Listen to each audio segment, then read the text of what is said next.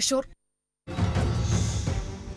Kottayam Changanassery SB. Higher secondary സ്കൂളിൽ നൂതന സൗകര്യങ്ങളുള്ള ആർട്ടിഫിഷ്യൽ ഇന്റലിജൻസ് കമ്പ്യൂട്ടർ ലാബ് സജ്ജീകരിച്ചു. ഫെഡറൽ ബാങ്കിന്റെ CSR പദ്ധതിയിലൂടെയാണ് ലാബ് സജ്ജീകരിച്ചത്. കോട്ടയം അതിരൂപത വികാരി ജെയിംസ് പാലക്കൽ ലാബ് ഉദ്ഘാടനം ചെയ്തു. Federal Bank Kottayam regional bank manager KT Jayachandran ലാബിന്റെ സ്വിച്ച് ഓൺ കർമ്മം നിർവഹിച്ചു.